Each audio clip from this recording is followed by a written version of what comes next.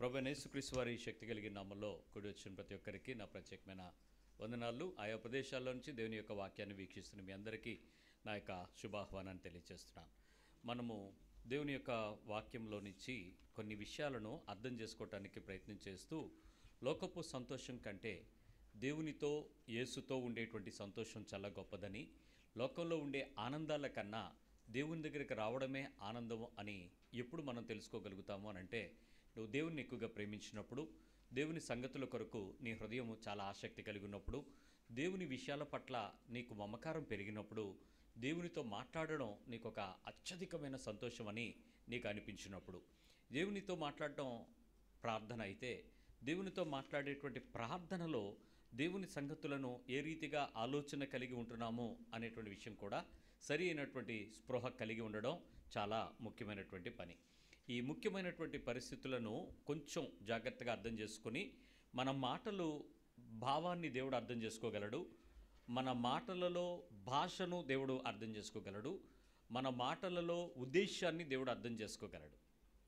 ఆ మాత్రం దానికి మాట్లాడడం అవసరమా అని అనడానికి లేదు. మీరు అడగకపోవటం వలననే చాలా వాటిని మనం పొందలేకపోతున్నామని వాక్యం చెప్తుంది. అంటే మనము దేవుడు అర్థం చేసుకుంటాడు కదా అని అపార్థమైన మాటలు మాట్లాడడం మాని, అర్థవంతమైనటువంటి, శక్తివంతమైనటువంటి, సంపూర్ణమైనటువంటి భాషను కూడా మనకు తెలిసిన పరిస్థితుల మధ్యలో మనం మాట్లాడడం అనేది నేర్చుకుంటాం. ఆ నేర్చుకునేటువంటి విషయాలలో భాషతో కూడా త్వరపడి దేవునితో మాట్లాడేటువంటి విధానాన్ని కూడా స్వస్తి చెప్పాలి. దేవుని మందిరంలోకి పోయినప్పుడు నీ ప్రవర్తన అంతటిని శ్రద్ధగా జాగ్రత్తగా చూసుకోమని వాక్యం హెచ్చరిక. అంటే ఏంటి? నా ప్రవర్తన అంటే నా కాస్ట్యూమ్స్, నా వస్త్రాలు సరిగా చూసుకోవాలి, నా మైండ్, నా మనసుతో ఉండేటువంటి ఆలోచన స్థితిని సరిగా చూసుకోవాలి, నా బిహేవియర్, నా ప్రవర్తన చేసే పద్ధతులను, నాతో ఉండే సరౌండింగ్స్ మధ్యలో కూడా నా బిహేవియర్ని కూడా జాగ్రత్తగా చూసుకోవాలి. త్వరపడి ఆయన సన్నిధిలో మాట్లాడొద్దు అని చెప్తాడు. అంటే ఇష్టం వచ్చినట్లుగా, నీకు నచ్చినట్లుగా, నాకు స్వేచ్ఛ ఉంది కదా అన్నట్లుగా భావాన్ని ప్రకటించగలిగేటువంటి పద్ధతి కూడా నియంత్రించబడాలి. సరి అయిన విషయంలో దేవుడు అనేటువంటి ఆ ఉన్నతత్వానికి నేను ఇచ్చేటువంటి విలువ తగిన రీతిగా నేను ఉండి నా భక్తిని, నా హృదయ కోరికను దేవునితో మాట్లాడటం అనేది నేర్చుకోవాలి. ఈరోజు ఆ మాటలాడేటువంటి పరిస్థితుల మధ్యలో నీ అవసరతలు అడగడం లేక చెప్పటం వేరు, కోరికలను కోరుకోవటం నేరం. ఈ అనుభవానికి నేర్చుకోవటానికి ప్రయత్నించేద్దాం. అవసరతను లేక నా అడగడం లేక చెప్పడం, ఇది నాకు కావాలి అనే నా అవసరతను వ్యక్తపరచటం, అడగటం వేరు, కోరికలను కోరుకోవటం వేరు. అది నేరమే. దేవుని సన్నిధిలోనికి వచ్చేటువంటి వ్యక్తులకు దేవుడు అనే భావము సరి అయినటువంటి అభిప్రాయం కలిగి ఉండకపోవటం వలన చాలామందికి అడుగుచున్నామో కోరుచున్నామో అనే తేడా తెలియదు. ఈ లోకంలో చాలామందికి మీరు కోరిన కోరికలు తీర్చే దైవములని కొంతమందికి పేరుంది. కోరికలు తీర్చుతారు అంటే వాళ్ళు ఏం చేస్తారు? నువ్వెలా బతికావో చూడరు, నువ్వెలా ఉండాలో నేర్పరు, నువ్వెందుకు ఉండట్లేదని అడగరు, నువ్వెలా ఉన్నావు అనేది ప్రశ్నించరు, కానీ నీ కోరికలు తీరుస్తారు. వారికి అది ఆ దైవం యొక్క గొప్పతనం కోరికలు తీర్చడం వరకే.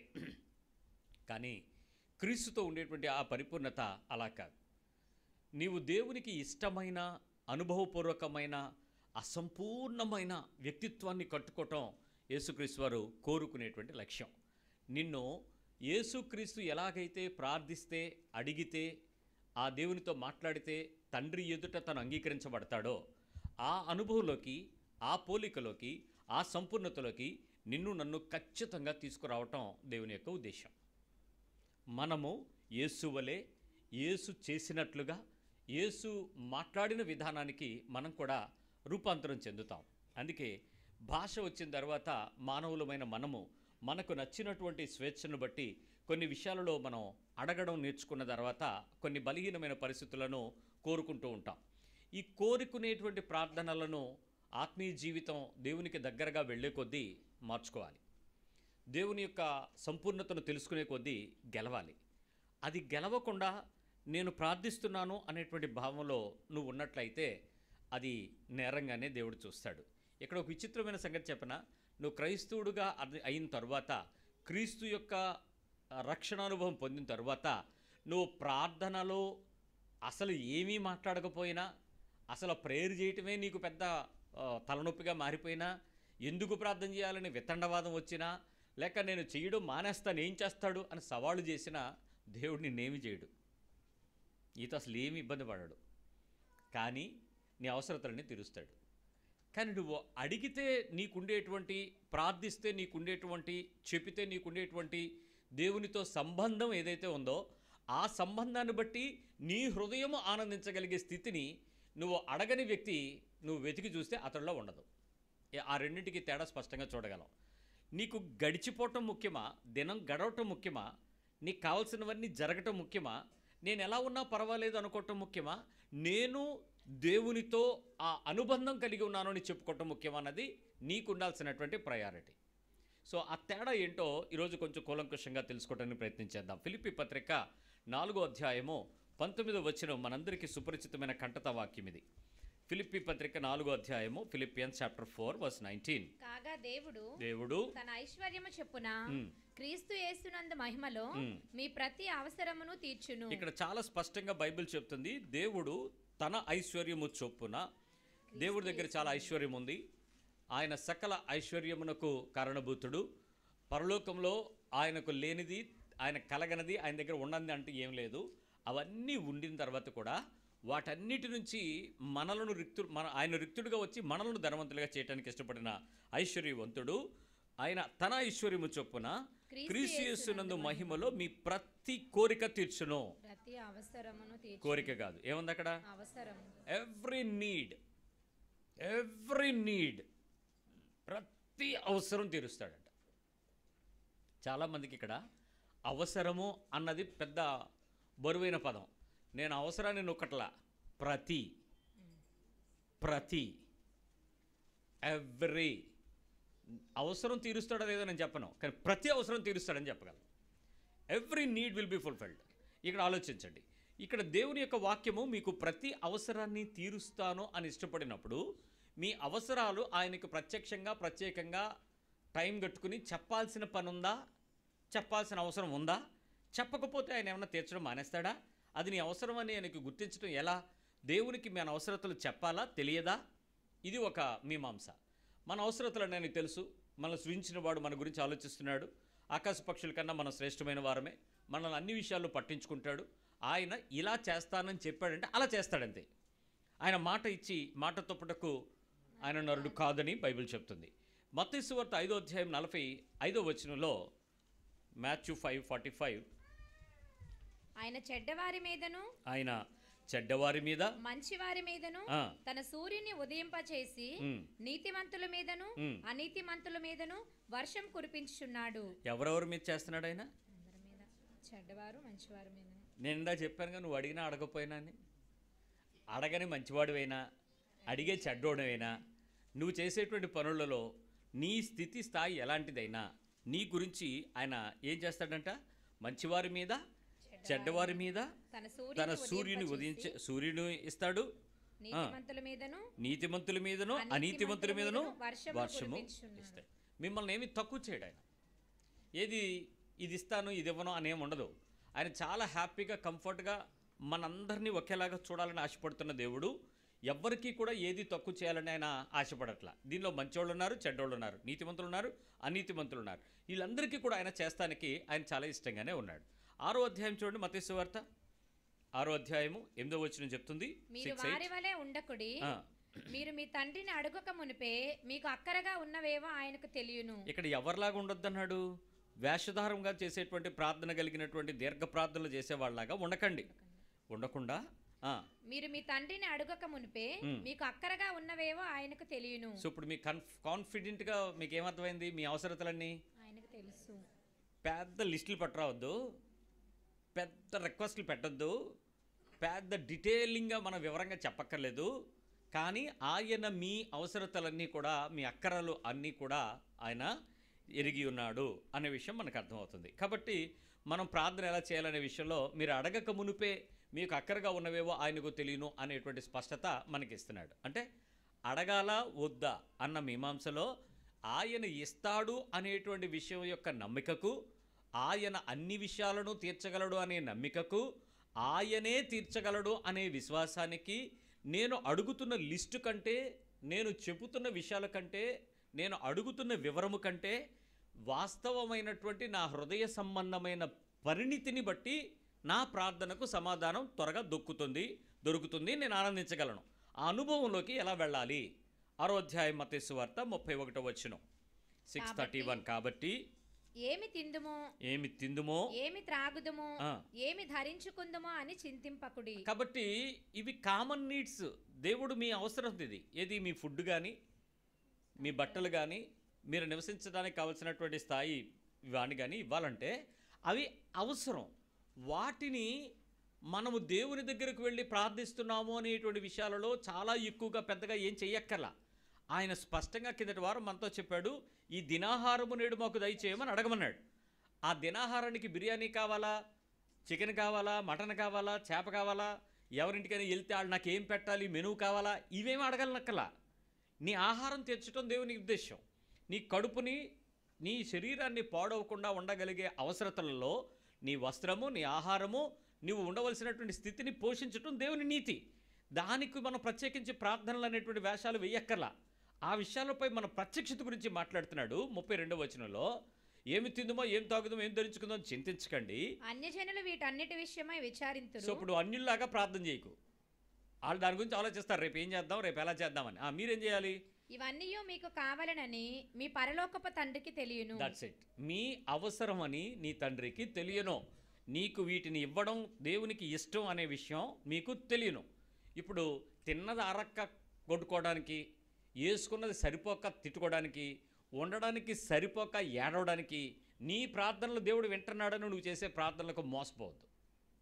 సో దేవుని సన్నిధిలోకి వచ్చేటువంటి మనము, దేవునితో ఉండే సంబంధాన్ని తెలుసుకోవాల్సిన మనము, దేవునికి మనకి ఉండవలసినటువంటి ఆ అనుబంధాన్ని కట్టుకోవలసినటువంటి వ్యక్తిగా క్రైస్తవుడు ఎలాంటి అనుభవం కలిగి ఉంటాడో ఒక నిమిషం ఆలోచిద్దాం. ఇక్కడ అవసరం అంటే నీ మనుగడ కొరకు తప్పనిసరిగా జీవించటానికి కావలసినవి అనేటువంటిది అర్థం. నా లైవ్లీహుడ్, నా మనుగడకు ఏవి అవసరమో వాటిని నేను అడగడానికి, కోరుకోవడానికి మధ్యలో నా ప్రార్థన సరిగా ఉండాలి.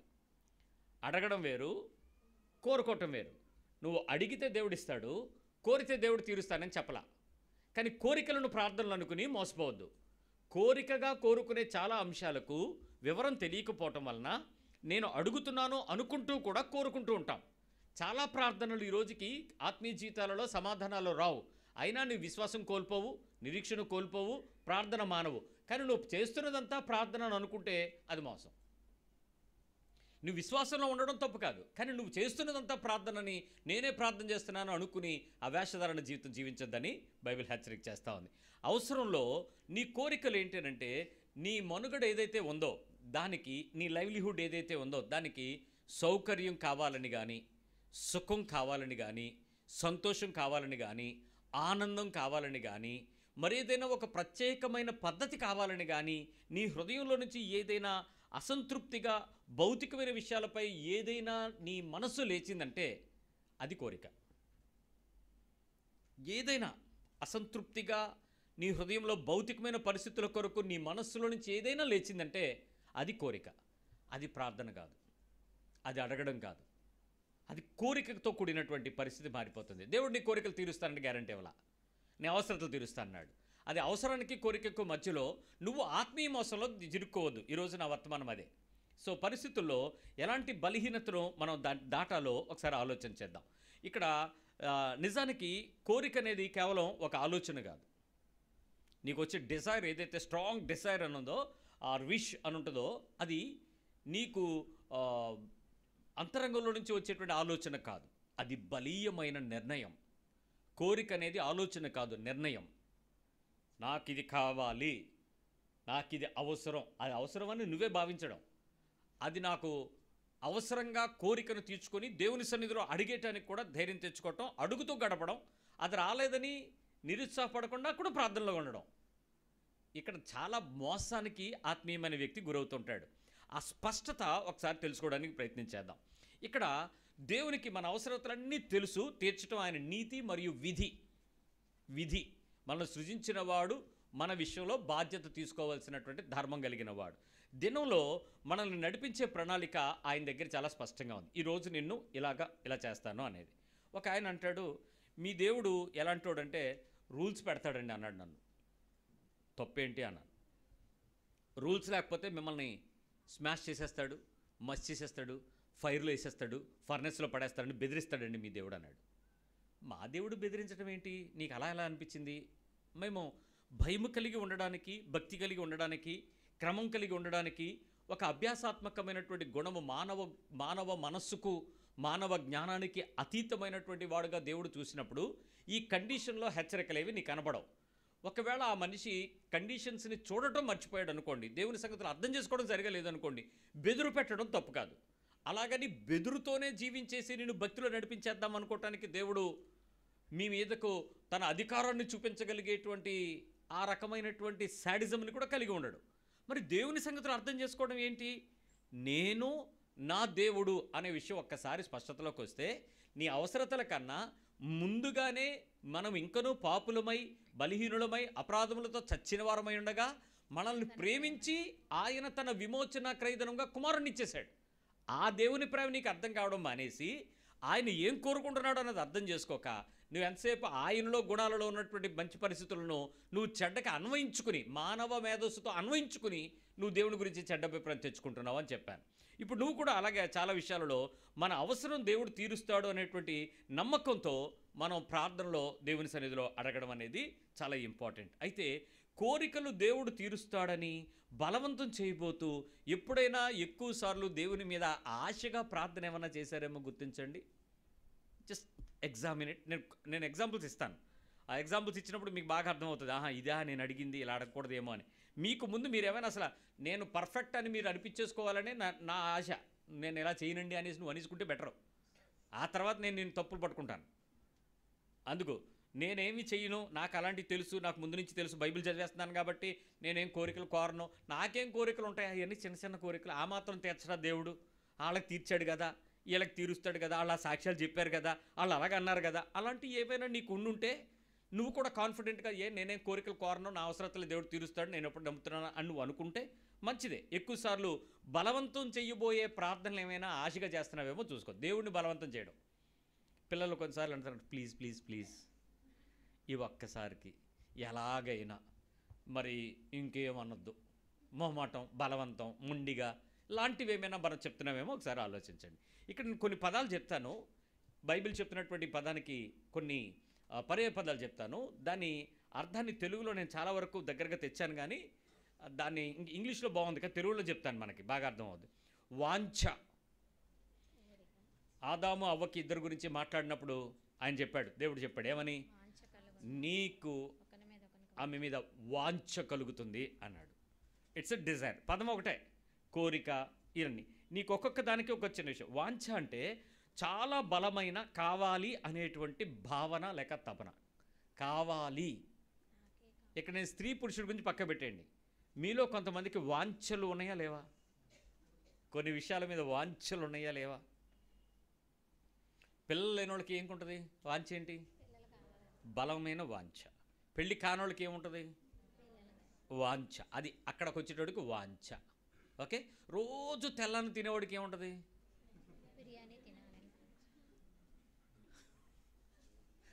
రైట్. ఇచ్ఛ. రెండవది ఇచ్ఛ. ఇచ్చు వాటిని అనే పదం బైబిల్ వాడింది. ఇచ్ఛ. ఇచ్ఛ అంటే చెయ్యాలి, పొందాలి అనే స్థిరమైన కోరికను ఇచ్ఛ అంటారు. ఎలాగైనా నేను చెయ్యాలి, అది ఇచ్ఛ. ఎలాగైనా నేను పొందాలి, స్థిరమైన విల్ఫుల్, లోపల చాలా విల్డ్గా ఆలోచిస్తాడు ఆ మనిషి. ఎలాగైనా. మీరు ఎప్పుడైనా పిల్లల్ని కొన్ని వద్దనండి, వాళ్ళు ఏం చేస్తారు? సచ్చినట్టు చేస్తాడు. అది ఏడిసైనా దాన్ని తెస్తాడు. అది ఇచ్ఛ. వాడికి ఉన్న ఇచ్ఛ అది. మీరు ఎంత ఆడిని మరిపించి అటు చేసి ఇటు చేయండి, మళ్ళీ తిరిగి అక్కడికి వెళ్తాడా లేదా? అది ఇచ్ఛ. అంటే ఆడు ఎలాగైనా దాని దగ్గరికి వెళ్ళి దాన్ని తెచ్చేయాలంతే, దాన్ని పట్టించుకోవాలంతే. అది ఇచ్ఛ. అలాంటి ఇచ్ఛ. మూడోది కాంక్ష. నా కాంక్షయ్యా అని పాటలు పాడతాం కదా. కాంక్ష. కాంక్ష అంటే గట్టిగా పొంది తీరాలి అనే నిశ్చయాన్ని కాంక్ష అంటారు. గట్టిగా పొంది తీరాలి. గట్టిగా కొన్ని చోట్ల మనకు ఉంటుంది, ఎలాగైనా రే నువ్వు ఎలాగైనా ఫస్ట్ క్లాస్ కొట్టాలంతే అంటే వాళ్ళని నీకెందుకు బావా రాత్రి పగలు కష్టపడైనా స్లిప్పులు పెట్టైనా తెచ్చేస్తాను, తెచ్చేస్తాడంతే. నీకు ఎలాగైనా కాంక్ష, ఎట్లాగైనా సరే నేను పొంది తీరుతాను అనే నిశ్చయత. ఆశయము నాలుగోది, ఆశయం. మనకు కొన్ని ఆశలతో కూడినటువంటి ఆశయాలు ఉంటాయి. ఆశయం అంటే ఉద్దేశించినది సాధించాలి అనే నిశ్చయతను ఆశయం అంటారు. ఫిక్స్ అయిపోయింది, ఫిక్స్ చేస్తాను, ఉద్దేశించాను, దాన్ని నేను ఎలాగైనా సాధించాలి అనే నిశ్చయత నాకు వస్తే దానిని ఆశయం అంటారు. ఆశయం అనేది ఏదైనా ఉద్దేశించకపోతే అది ఆశయం కాదు. ఏదో ఒకట్లే కాదు, ఫస్టా సెకండా థర్డా, ఆ బెస్టా లేకపోతే అది ఎక్కడుందా అక్కడుందా, ఎక్కడుంది, ఎవరున్నారు, ఏంటి, ఫిక్స్ ఉంది. ఫిక్స్ చేసి దానిని ఎలాగైనా తెచ్చుకోవాలనేటువంటి తపన. 3, 4, 5వది తపన. తపన అంటే బలమైన కోరికతో కూడి దాన్ని సంపాదించడానికి ప్రయత్నం. తపన. ఎందుకు అలా తపన పడిపోతున్నావు అంటాం. అంటే ఏంటి, ఇంక ఎలాగో ఒకలాగా కింద మీద పెట్టేసుకుని అటు ఇటు అయిపోయి దాన్ని ఎలాగైనా కోరికతో తెచ్చేసి దాన్ని లాగేసుకోవాలి, దాన్ని సంపాదించుకోవాలి అనేటువంటి ప్రయత్నము తపన అని చెప్తుంది. సో నా ఆఖరిది 6వది ఆకాంక్ష. కాంక్ష వేరు, ఆకాంక్ష వేరు. ఆకాంక్ష అంటే నిరీక్షణతో కూడిన కోరిక. ఇప్పుడు రాకపోయినా తర్వాత వస్తుంది, ఎప్పటికైనా వస్తుంది, ఎలాగైనా వస్తుంది, ఎప్పటికైనా నేను తెచ్చుకోగలను, ఎప్పటికైనా మార్చుకోగలను, ఆకాంక్ష. ఇప్పుడు నేను చెప్పినటువంటి వాంఛ, ఇచ్ఛ, కాంక్ష, ఆశయము, తపన, ఆకాంక్ష ఇవన్నిటినీ కూడా ప్రార్థనలో దేవునితో మాట్లాడేటప్పుడు దేవునితో మాట్లాడడం కన్నా దేవుని దగ్గర ఉన్న వాటి కోసం చేసేటువంటి తపనలో, ప్రార్థన అనే పదాలలో ఇవన్నీ ఉంటాయి. ఇవేవీ లేకుండా దేవునితో మాట్లాడండి 5 నిమిషాలు చూద్దాం. Did you ever tried to talk with God, speak with God? మీకు ఇప్పుడు దేవుడు ఎలా కనబడుతున్నాడు? అదో డిపార్ట్మెంటల్ షాప్ లాగా, కిరాణా కొట్టులాగా, లేకపోతే ఏదో ఇచ్చే బజార్ లాగా, సూపర్ మార్కెట్ లాగా ఏదో దొరుకుద్ది ఆయన దగ్గర అన్నదే తప్ప అసలు దేవునితో నాకు సంబంధం ఏది? ఎప్పుడు నాశించారా? నేను నా ఫ్రెండ్ది ఒక షాప్ ఉండేది, చాలా పెద్ద సూపర్ మార్కెట్. నేను రెగ్యులర్గా వాడి దగ్గరికి వెళ్తూ ఉండేటప్పుడు వాళ్ళ ఫాదర్ ఏం చేశారంటే, ఎరా రోజు ఈ టైంకి మీ ఫ్రెండ్తో మాట్లాడడానికి వస్తావు, ఏ పని చేయవా అని అడిగాడు ఒకసారి నన్ను. నాకు సిగ్గేసింది. ఏం పని ఉంటే చెప్పండి అంకుల్ చేస్తానంటే, ఇలారా పొట్లాలు గట్ట అన్నాడు. ఫ్రెండ్ని అలాగనేస్తాడా? అప్పుడు మా ఫ్రెండ్ కేసు చూశాను, ఏడు మావాడు లేడు అన్నట్టు, ఆడు పొట్లాలు కడుతున్నాడు రా అన్నాడు. మరి షాపు ఓనర్ ఏం చేస్తాడు? జనరల్గా పిల్లోడిని పనోడిని ఒకేలా చూస్తాడు. ప్రివిలేజెస్ వేరుగా ఉన్నా ఏం చేయాలో తెలియక వెళ్ళిపోదామని బండి తీసాడు. ఎరా వెళ్ళిపోతున్నావు రా అన్నాడు. మళ్ళీ బండి స్టార్ట్ చేసి లోపలికి వెళ్ళాను. అక్కడ నేను పొట్టల కట్టడం నేర్చుకున్నాను. ఒకరోజు కాదు, ఎప్పుడు వెళ్తే అప్పుడు, ఒక రకం కాదు, అన్ని రకాలు. గిఫ్ట్ ప్యాకింగ్ల దగ్గర నుంచి సీల్ ప్యాకింగ్ వరకు, పచ్చడి ప్యాకింగ్ దగ్గర నుంచి పెరుగు ప్యాకింగ్ వరకు, మరి పప్పులు ఉప్పులు అన్నీ కిరాణా మార్కెట్లో డిపార్ట్మెంట్ షాప్లో అన్నీ నేను ప్యాక్ చేయడం నేర్చుకున్నాను. కొద్ది రోజుల తర్వాత ఆయన అన్నాడు, ఎరా చాలా సిన్సియర్గా వస్తున్నావు, నీకు షాప్లో పనిచేయడం ఇష్టమా అన్నాడు. నా ఫ్రెండ్ కోసం వస్తున్నాను అంకుల్ అన్నాను. అంటే సర్లే కౌంటర్లో కూర్చో అన్నాడు. ఆ రోజు నేను క్యాష్ కౌంటర్లో కూర్చున్నాను. ఆ రోజు నాకేంటో ఒక తెలియని గర్వం. ఏంటి షాప్ నాదే కాదు, but I enjoyed that day.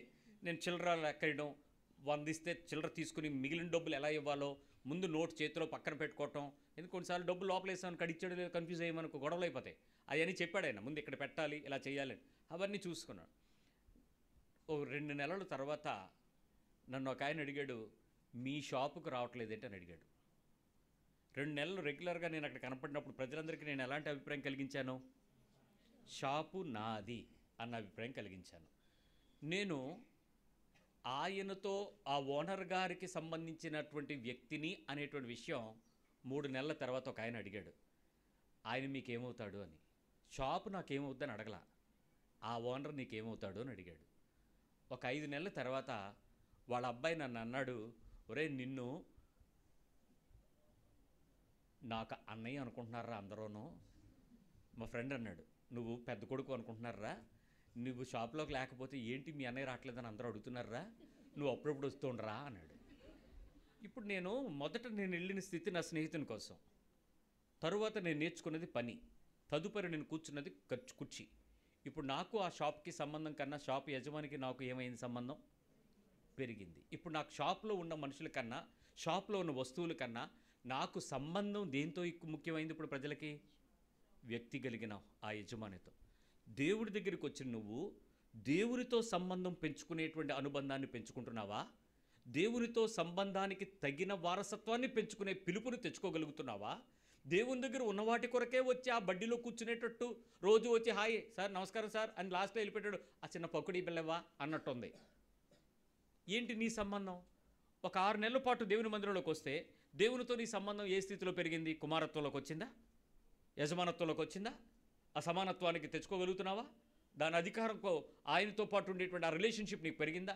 ఒక 6 సంవత్సరాలు నువ్వు సంఘంలో పెరిగితే నీకు దేవునికి ఉండేటువంటి సంబంధం నీ హృదయాన్ని ఆయన హృదయంతో పెంచుకుని పెనవేసుకుని సంబంధానికి పెరిగిందా? ఆయన దగ్గర ఉన్న వాటితోనే మళ్ళీ సంబంధానికే వెతుకుతుందా 6 సంవత్సరాల తర్వాత? ఒక 60 సంవత్సరాలు అయిపోయిన తర్వాత కూడా నువ్వు అడుగుతున్న విషయాలలో దేవునితో అడిగితే సిగ్గుపడి అడగక సస్తనావేమో కానీ అడగాల్సి వస్తే మాత్రం నోరిడిచి ఇగో నేను చెప్పిన లిస్ట్ అంతా పట్టుకెళ్ళి ప్రార్థన అనే పదంలో ముగించడానికే ముగుతున్నాం. కాదంటారా? దేవునితో అడిగే సంబంధానికి దేవునితో సంబంధానికి ఏమైనా సంబంధం ఉందా మనకి? ఆయనేమో నీ అవసరతలన్నీ తీరుస్తానని ఖచ్చితంగా గ్యారంటీగా రాసిపెట్టాడు. ఇవన్నీ నేను తీరుస్తాను, నువ్వేం వరి అవ్వక్కర్లేదు. ప్రార్థన చేస్తున్నాం. ప్రభువా, ఈ వధూవరులిద్దరినీ దీవించండి, ఆశీర్వదించండి. పరసంబంధమైన ప్రతి వరమును, భూ సంబంధమైన ప్రతి ఫలమును, ఆత్మ సంబంధమైన ప్రతి వరమును ఫలమును ఇచ్చి వారిని సంపూర్ణంగా దీవించి భూమి మీద నీవు ఏ వాగ్దానం అయితే ఇచ్చావో ఈ వధూవరులిద్దరిని ఏకశరీరంగా జతపరిచి వారికి గర్భఫలముల చేత భూమిని నిండించి ఆశీర్వదించినట్లు తృప్తిపరచండి. యేసు నామములో ప్రార్థిస్తున్నాము తండ్రి. ఆమెన్ అనరే? Amen, amen. పెళ్లిలో ప్రతి ప్రార్థనలో నేను చేయకపోయినా ఏ పాస్టర్ ప్రార్థన చేసినా ఈ ప్రార్థన చేస్తాడు. అయిపోయిందా? ఓ సంవత్సరం తర్వాత మళ్ళీ మీరు వచ్చి ఏమడుగుతారు పాస్టర్ గారిని చెప్పండి? పిల్లలు పుట్టకపోతే దేని గురించి అడుగుతారు? ఓ సంవత్సరం లోపు అయ్యారు పిల్లల కోసం ప్రార్థన చేయండి. ఆ రోజు నువ్వు నమ్మలేదా? ఏ రోజు? అక్కడ పాస్టర్లందరినీ పిలిచావు, స్టేజ్ ఎక్కించావు, చేతులు చాపించావు, ఆమెను అనిపించావు, సంఘం అంతా ఆమెనంది. మరి ఈరోజు సంవత్సరంలో కార్యం చేయలేకపోతే నీకు మళ్ళీ ఒక నమ్మకం వచ్చిందా, అపనమ్మకం వచ్చిందా? పాస్టర్ దగ్గర ప్రార్థనకు వచ్చావు. సో ఇప్పుడు ప్రార్థన అనే పదంలో నువ్వేం అడిగించుకుంటావు చెప్పు? అడిగించుకుంటావు అని అడుగుతున్నాను, అడిగావని అట్లా. ఏం అడిగిపించుకుంటావు? ఇది బాగుంది పదం. ఏం అడిగిపించుకుంటావు మీ పాస్టర్ గారు నోటి చేత చెప్పండి, మాట్లాడండి. అవసరమా? అవసరం అడుగుతారా?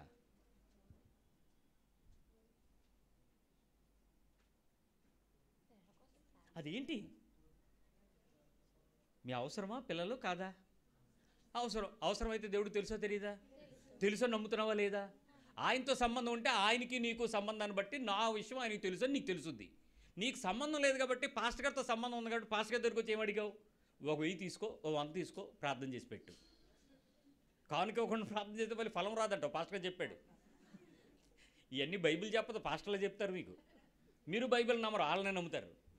సో వాక్యం కరెక్ట్గా చెప్తుంది. దేవునితో సంబంధం నీకుంటే దేవుడిని అవసరతలు తీరుస్తాడని నీకు తెలిస్తే నీ అవసరతలన్నీ దేవుడు తీర్చగలడు, ఏ స్థితిలోనైనా ఏ పరిస్థితిలోనైనా. ఇప్పుడు ఆలోచించు, నీ ప్రార్థన అవసరతను దాటి కోరికగా మార్చుకునే నీ హృదయాన్ని చూస్తే దేవుడు ఏమంటాడు? నీతో ఆనందిస్తాడా? ఆనందిస్తాడా? డే టు డే రొటీన్ లైఫ్లో మనల్ని చూసి ఈ వ్యక్తితో నాకు సంబంధం పెంచుకున్నాను, నాకు అబ్రహాము నా స్నేహితుడు అని చెప్పుకోవటానికి దేవుడు ఆనందించినట్లు, దావీదు నా హృదయానుసారుడని చెప్పుకోవడానికి ఇష్టపడినట్లు, దానియేలు నా ప్రియుడు అని చెప్పడానికి సిద్ధపడినట్లు, యేసు నాకు భూమి మీద ఉన్న వారందరికన్నా ఇతడు నా ప్రియ కుమారుడని చెప్పుకోవడానికి ఇష్టపడినట్లు, అసలు మన గురించి ఎందుకు ఏమీ చెప్పడంటారు? ఇలాంటి వ్యక్తి మనకెవడు దొరకడా? మన కాలంలో మనం ఉండలేమా? దేవునితో ఆ సంబంధాన్ని తెచ్చుకునేటువంటి ఆత్మీయతలోకి రాలేమా? ఎందుకు శోధించబడుతున్నాము? ఎందుకు ఆ కోరికను పట్టుకోవడానికి? కోరిక, వాంఛ, ఇచ్ఛ, కాంక్ష, ఆశయము, తపన, కాకాంక్ష ఇలా ఏదో ఒకటి దానిలో పెట్టి దేవునితో సంబంధాన్ని పాడు చేసుకుంటున్నాడే క్రైస్తవుడు. వాటన్నిటికీ మనం పెట్టుకునే పదం ఒకటే, ఏంటి? ప్రార్థన. ప్రార్థన చేశారు, అయ్యగారు ప్రార్థన చేశారు, అమ్మగారు ప్రార్థన చేశారు, పలానావాడు ప్రార్థన చేశాడు, నేను ప్రార్థన చేశాను, ఉపవాస ప్రార్థన చేశాను, కన్నీటి ప్రార్థన చేశాను, గొలుసు ప్రార్థన చేశాను, రాత్రి అంతా దొర్లి ప్రార్థన చేశాను, తెల్లారికి ఇది ఇచ్చాడు. కోరిక అవసరమా? అసలు సంబంధం ఏంటి? ఆ రిలేషన్షిప్ నీకు దేవునికి. నేను మాట్లాడితే, నేను అడిగితే నాకు ఇస్తాడు. ఎంతమందికి ఉంది ఈ అవసరత? ఈ స్టేట్మెంట్లో నేను అడిగితే దేవుడు నాకు ఇస్తాడు అనే నిశ్చయిత నీకుండేటువంటి సంబంధం కలిగిన పిల్లలు, దేవుని వారసులైన పిల్లలు ఎంతమంది ఉన్నారు ఇక్కడ సంఘంలో? మన వారసులం అయితే పిల్లలం కదా, ఆయన తోటి వారసులం కదా. ఆ పిల్లలుగా ఉండే స్థాయి ఏది? ఎన్నో విషయాల్లో మన హృదయంలో ఆయనకు నాకు ఉండేటువంటి వాక్యపు సంబంధం కన్నా నా అవసరతలకు యేసు ప్రభు చాలా ముఖ్యమైనవాడుగా కనపడుతున్నాడు. ఆ అవసరత నాకు తీరుస్తాడనే దానికన్నా నేను అడిగి తెచ్చుకోవాలి అనేటువంటి నిరుత్సాహపు భక్తి ప్రార్థనగా మార్చుకుంటున్నాడు మనిషి. ఐఎమ్ సారీ టు సే, ఈ విషయాల్లో నువ్వు కొంచెం మార్చుకోవాల్సినటువంటి అవసరత ఎంతైనా ఉందని అర్థం కావాలి. ఇక్కడ మన అవసరాలు చెప్పకుండా హృదయములో నుంచి ఆత్మ తానే మనపక్షంగా ఉచ్చరింపశక్యంగా మూలుగులతో ప్రార్థన చేయగలగడానికి నువ్వు ఇష్టంగా ఉండగలిగితే, ఇష్టమైన జీవితం జీవించగలిగితే, you need not to cry out for something, you need not to beg for something. ఆత్మ నీ గురించి విజ్ఞాపన చేస్తాడు. నువ్వేమీ చేయక్కర్లే, కానీ నువ్వు జీవించాలి. నువ్వు ఆయనకు నచ్చినట్టుగా జీవించకుండా నా అవసరతలు ప్రార్థన చేస్తున్నాడు, ఆత్మ విజ్ఞాపన చేస్తాడంటే జరగదు. నువ్వు ఆయన చెప్పినట్టు చేయాలి, నువ్వు ఆయన కోరుకున్నట్లు చేయాలి, నువ్వు ఆయన నచ్చినట్లు చేయాలి, ఆయన చెప్పిందే చేయాలి. మళ్ళీ నీకు నచ్చింది చేస్తే కుదరదు. ఆయన చెప్పిందే చేయాలి, ఆయన చెప్పినదే చేయుడి. అప్పుడేమవుద్దంటే, నేను ప్రార్థించక మునిపే నా అవసరతలని పరిశుద్ధాత్మ దేవుడు విజ్ఞాపన చేస్తాడు. ఆ ఇంటర్సీడింగ్ స్టార్ట్ అవుతుంది. ఈ ఇంటర్సీడింగు నీ కొరకు గొప్ప పరలోకపు సహాయాన్ని తేగలిగిన దేవునితో సంబంధాన్ని పెంచే స్థితికి విజ్ఞాపనగా మారుస్తాడు. ఈ అనుభవం ఆత్మలో నువ్వు చెయ్యకుండానే నీ నోట్లో నుంచి, నీ హృదయంలో నుంచి, నీ ఆత్మలో నుంచి చాలా పద్ధతిగా వెళ్ళిపోతూ ఉంటుంది. అయితే కోరిక ఏం చేస్తుందో చెప్పనా? కోరిక ఏం చేస్తుందో చెప్పనా? పదాలను, భాషను, తెలివితేటల్ని, నైపుణ్యాన్ని, కవితల్ని, పటిమను, ఇంకా కొంచెం బ్యాలెన్స్డ్గా రాజమౌళి స్క్రిప్ట్ రాసినట్టు అవన్నీ తీసుకొస్తుంది కోరిక. మీరు వెళ్ళి నుంచోండి దేవునితో. కోరిక కలగకుండా మీరు ప్రార్థన చేయడానికి నిలబడడానికి, ప్రార్థన చేయటానికి మీరు ఎలా ఆలోచిస్తారో చెప్పండి. రే ఇవో అంటే బాగుంటుందా? మీరు ఎలా పొలైట్గా అడుగుతారు చెప్పండి. ఇప్పుడు అదే పదం, ప్రభువా, తండ్రి, నాయన, దేవా, బాబు, ఇంకెన్ని పదాలు ఉన్నాయో అసలు మీరు మెస్మరైజ్ చేస్తారు ఆయన్ని. మోసపోకండి, దేవుడు విక్రించబడ్డావు. కానీ మన మాటల్లో దేవుని దగ్గరికి ఎలాగంటే మళ్ళీ ఒక్కొక్కరైతే ఏడుపు కూడా వస్తుంటుంది. స్పాంటేనియస్ ట్యాప్ ఓపెన్ అవుతుంది, చక్కని గ్లెజన్ రాయకుండా వచ్చినట్టు వస్తుంటుంది యాక్టర్లాగా. వచ్చి మోకాళ్ళు వేసినప్పుడు కూడా తలెత్తటానికి ఆ శంకరి పరిశీలిలాగా ఎత్తకుండా తలదించి ముసుగు కిందకి వేసేసి ఆ లోపల నుంచి ప్రార్థన కూడా చేస్తాడు.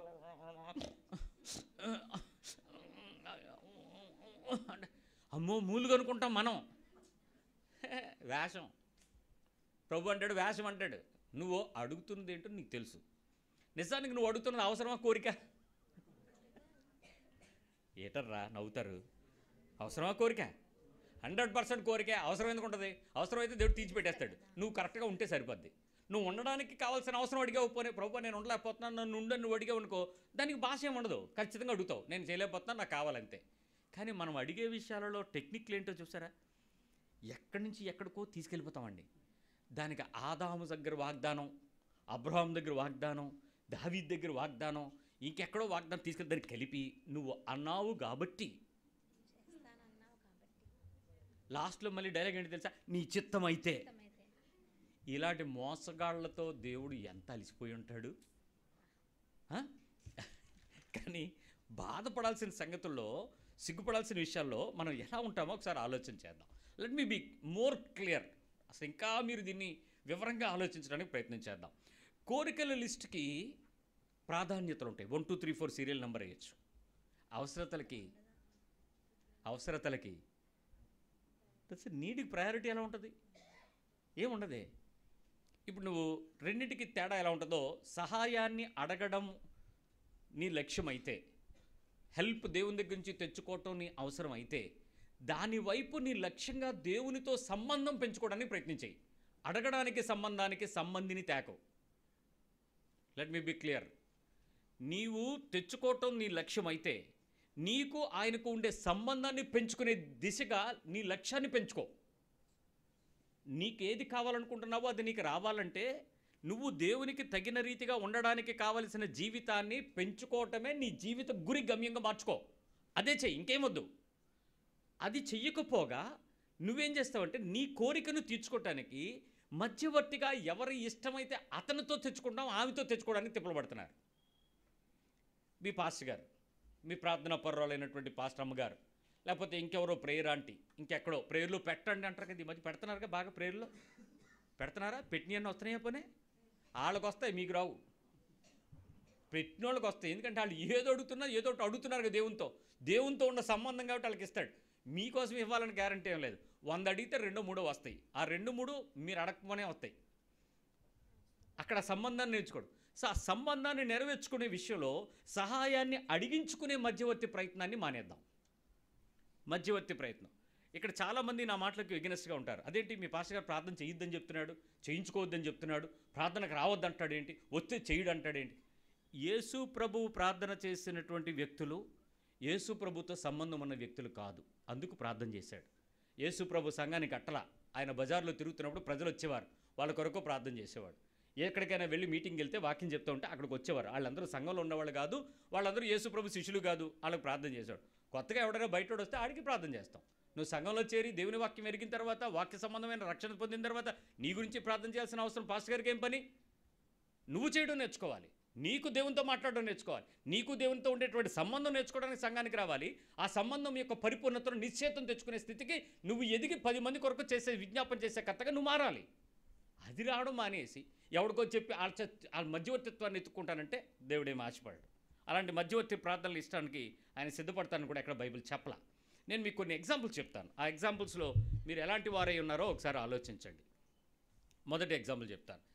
దేవా, దినాహారము నేడు మాకు దయచేయండి. ఇది అవసరమా? ప్రార్థన కోరిక? దేవా, పలానా హోటల్లో నుంచి పలానా హుడ్ ఇవ్వండి. ఒక వారంలో మీ ఇంటిలో మీ ఫుడ్డు మీ అవసరతను ఎలా తీర్చుకోవాలో చెప్తాను. ప్రభువా, దినాహారం మాకు దయచేయండి అని చెప్పాను.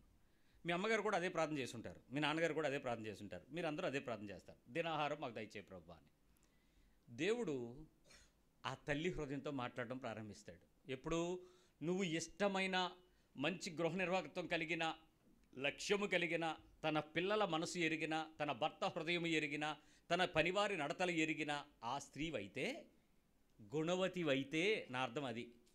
బుద్ధిహీనురాలు అయితే కాదు, పిల్లు పీక్కునేదానివి కాదు, బుద్ధిమంతురాలు అయితే నీతో దేవుడు చక్కగా చెప్తాడు, నిన్న నువ్వు పప్పు వండావు, ఈరోజు పులుసు పెట్టు, నీ వాళ్ళకి ఇష్టంగా తింటారని చెప్తాడు. అప్పుడు ఆమె నీ నోటికి రుచికరమైనటువంటి శ్రేష్టమైన పదార్థాలు తేడానికి భర్త హృదయాన్ని దేవుడు ప్రేరేపిస్తాడు. ఈరోజు ఈ వస్తువు పట్టుకెళ్ళి ఇంటికి అని. అక్కడి నుంచి వస్తాయి. ఇంటి వారందరూ కలిసి కూర్చుని సంతోషంగా, ఆనందంగా, తృప్తిగా భోజనం చేసేటట్లు దేవుడు బలపరుస్తాడు. ముందు రోజు నుంచి మెను,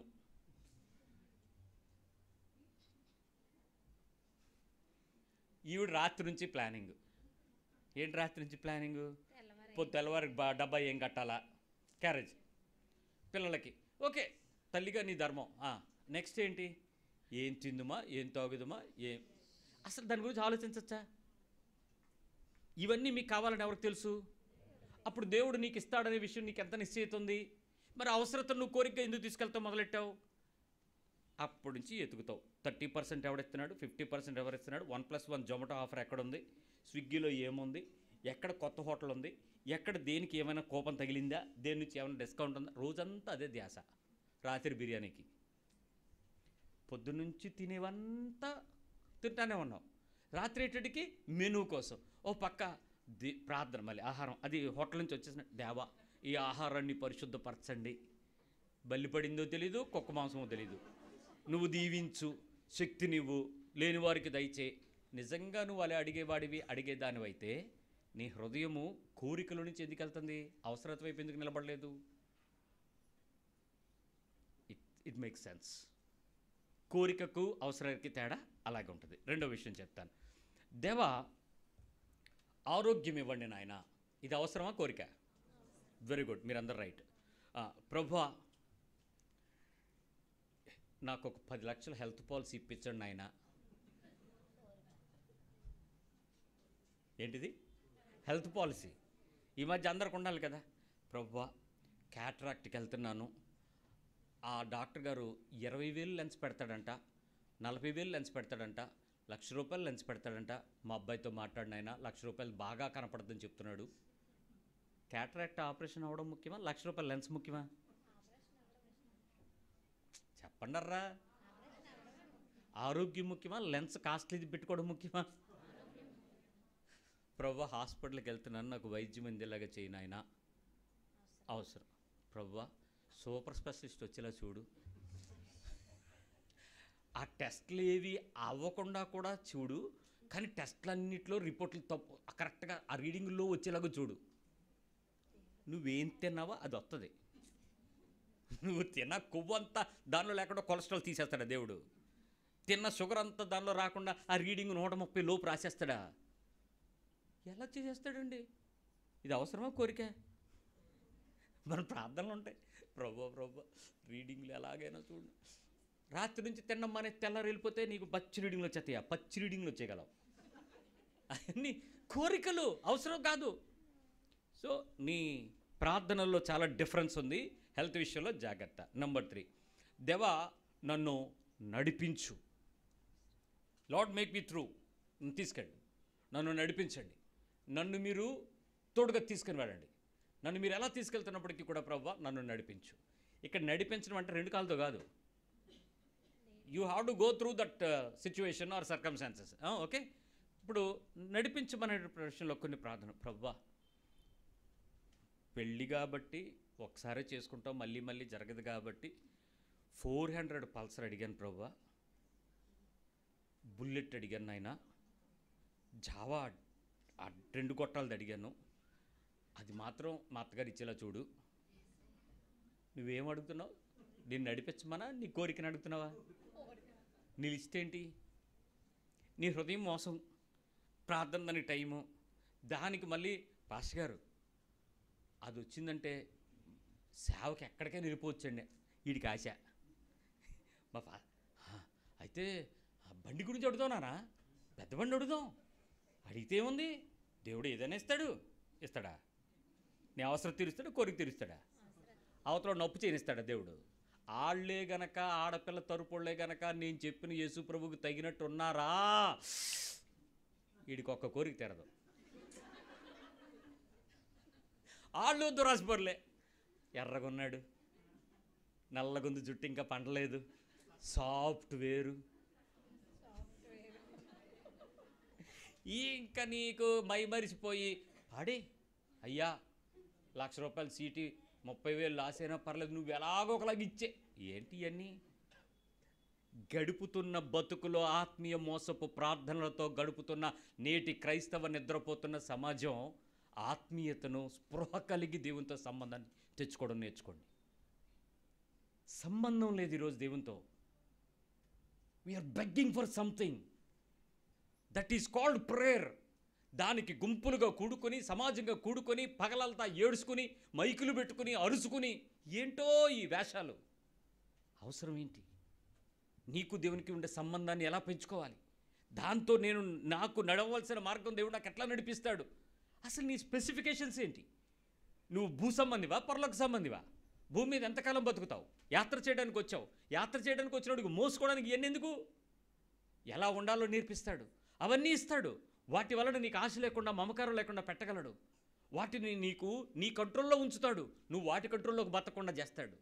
ఆ జ్ఞానం నీకు తెలుసా? ఆ అనుభవం నీకు తెలుసా? ఆ స్థాయికి నీ హృదయం రాకపోతే మోసమే. 4వ విషయం చెప్తున్నా. ప్రభువా నా పరిస్థితులన్నిటిలో నన్ను మీరు బలపరచండి నాయన.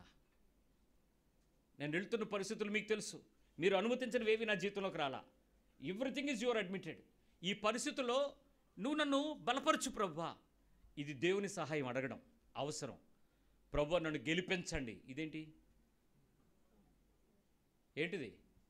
నన్ను గెలిపించండి. మీకు తెలుసా, దావీదు యుద్ధాలు చేయాల్సి వచ్చినప్పుడు ముందు దీర్ఘదర్శి దగ్గరికి వెళ్ళేవాడు. వెళ్ళనా వద్దా అని, గెలుస్తానా వద్దా అన్నది కాదు, చెయ్యాలా వద్దా అని. ఈరోజు ఆత్మీయ జీవితంలో ప్రతి పాస్టర్ దగ్గరికి వచ్చేవాళ్ళు ఎందుకు వస్తున్నారో తెలుసా? ఆడికి కావాల్సిన విజయం పొందుకోవడానికి స్వీట్ ప్యాకెట్ ముందే ఇచ్చేస్తున్నారు, ఇచ్చేసి ప్రార్థనలు అంటున్నారు. కానుక ముందే ఇచ్చేసి చేసేయం నా కోసం, అన్నీ అయిపోయేలాగా చూడు, make it success, grand success అయ్యేలాగా చూడు. ఏంటండి లంచాలు? ఆత్మీయత లంచమా? దేవుడు నీ దానికోసం ఆశపడతాడా? ఎవడైనా యెహోవాకు భూమిని అప్పగింత పెట్టగలడా? యెహోవాకు సూచన చేయగలడా? ఏమిటి నీ ఆలోచన? ఎందుకు ఆ బలహీనమైన పరిస్థితుల్లో దేవునికి ఏదో చేస్తే ఏదో వస్తుంది అనేటువంటి ఆ రెసిప్రోకల్ డెసిషన్ ఎందుకు నీ మైండ్లో? దురాశ కదా అది, కోరిక కాదు. ప్రార్థన ఏది? దేవునితో సంబంధం ఏది? దేవునితో మాట్లాడే అనుభవం ఏది? నన్ను బలపరచు అనడం వేరు, నన్ను నడిపించు అనడం వేరు, నన్ను గెలిపించు అనడం కోరిక కాదా? ఎందుకు గెలిపించాలి?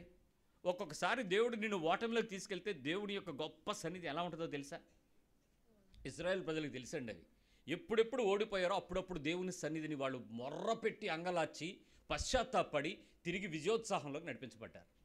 ఎప్పుడు వారి కన్నులు మెరికలెత్తి గర్వహృదయం కలిగి యెహోవా తట్టు దేవుడెవడని అన్నారో యుద్ధాలు వచ్చేసినాయి, ఓడిపోయారు, అపజయం పాలైపోయారు. వాళ్ళ గర్వం అణిగిపోయేది. అయ్యో మేము ఎందుకు యుద్ధం చేయలేకపోయాం, మా బలం సరిపోలేదంట. బలం సరిపోయింది, దేవుడు నీకు వ్యతిరేకంగా ఉన్నాడు. యెహోవా నీకు వ్యతిరేకమాయను, యెహోవా ఈరే అనే వ్యక్తి ఇహికాబోదు అనేలాగా ప్రభావం వదిలిపోయింది. ఆ ప్రదేశంలో దేవుని సన్నిధి లేదు అని తెలిసిపోయింది, అపజయం వచ్చేసింది. ఈరోజు నీ జీవితంలో చాలా చోట్ల దేవుని యొక్క బలముతో నడిపించాలి అనే కోరికకు బదులు, నా పరిస్థితిలో బలపరచాలి అనే బదులు, నీవు గెలవాలి అనేటువంటి దానిలో నీ ప్రార్థన ఎక్కువైందే. మీ కుటుంబాల్లో మిమ్మల్ని మీరు బలపరుచుకునేటువంటి పరిస్థితుల్లో దేవా నన్ను బలపరచు అన్నప్పుడు సంసోను జీవితంలో తిరిగి గొప్ప బలం అతని మీదకి వచ్చింది. కానీ అప్పటి వరకు వాడి జుట్టులో ఉన్నటువంటి ఆ గర్వము బలము చాలా పొగరగా పనిచేసింది. కళ్ళు పీకించుకున్నా సిగ్గురాలేదు అడిగి. మనకు కూడా అంతే, దెబ్బలు తగులుతూ ఉన్నా ఈ ప్రార్థన మానం, ఈ అరుపులు అరక్తూనే ఉంటాం. నాకు అది కావాలి, నాకు అది చేసే, నాకు ఇలా గెలిపించు. వాళ్ళందరూ నోర్లు మూసే అంది ఒక ఆవిడ. వాళ్ళందరూ నోర్లు మూసేమంటే నేను అన్నాను, ప్రభు వాళ్ళు నోరు లేపన్నాను. ఆవిడ అడిగింది, అదేంటి నేను చేసేదానికి మీరు చేసేది వ్యతిరేకంగా అయింది, మరి దేవుడు ఎలా వింటాడని. వినడం, నీ ప్రార్థన అయినా వినాలా, నా ప్రార్థన అయినా వినాలా. నేను ఆయనకి నచ్చినట్టు బతికితే నా ప్రార్థన వింటాడు, నువ్వు నచ్చినట్టు బతకపోతే నీ ప్రార్థన వినడం. కాబట్టి అప్పుడు నా ప్రార్థనకి గెలుస్తుంది, వాళ్ళ నోర్లు తెరుస్తాడు, నువ్వు వెళ్ళి ఓడిపో అన్న. అలాగెలాగండి, మనం అక్కడ గెలవకపోతే క్రైస్తవులుగా తల కొట్టేసినట్టు ఉంటుంది. పిచ్చి భాష లేకు. దేవుడు నిన్ను సిగ్గుపరచడు, దేవునికి ఇష్టమే, దేవునికి విజయమే అది. అంతేకాని నిన్ను ప్రతిసారి గెలిపించాలని అనుకోడు దేవుడు. ఎందుకు? నీకు బుద్ధి చెప్పాలని. ఆయన నామానికి నువ్వు చేసే పని వల్ల మహిమ రాదని ఎప్పుడు అనుకోకండి అర్రా. మీ వల్ల ఆయనకి చెడ్డ పేరు వస్తుంది, బైబిల్ చెప్తుంది. మన వలననే దేవుడికి తన చెడ్డ పేరేం రాదు, ఆయన ప్రభావం ఏం తగ్గిపోదు. ఆయన వాళ్ళతో మాట్లాడుకుని వాళ్ళకి నేర్పించాల్సిన నేర్పించుకుంటుంటాడు, కానీ నీకు నేర్పించడంలోనే దేవుడు ముందుంటాడు. తొందరపడద్దు. సో ఇలాంటి విషయాలలో ఎప్పుడు కూడా అలాంటి వ్యక్తుల్ని మీరు చేసేవి కోరికలు అయిపోతాయి. తర్వాత దేవా కావలసిన జ్ఞానము నాకు పెంచడానికి, నా బిడ్డలకు కావాల్సిన జ్ఞానం ఇవ్వండి. ఇది అవసరం. నాకు పెంచడానికి, నా పిల్లలు పెరగడానికి వారికి కావాల్సిన జ్ఞానము వారికి ఇవ్వండి. ఇది చక్కటి మీరు అడిగేటువంటి అవసరమైనటువంటి ప్రార్థన. ప్రభువా ఫీజులు పెంచేశారు, ఓడి రాలేదు, ఓడి ఇంకా పడలేదు, ఇంకా లెక్కలు చూసుకుంటానన్నారు మా విద్యాశాఖ మంత్రి నారా లోకేష్ బాబు గారు. కాదు ప్రభువా, ఈసారి ఎలాగైనా ఓడి రాకపోయినా పర్లేదు, కానీ ఆక్స్ఫర్డ్లో సీటు నాయనా, కేంబ్రిడ్జ్లో సీటు ప్రభువా, గీతం కాలేజీలో ఎలాగైనా నాకు పడేలాగా చూడు.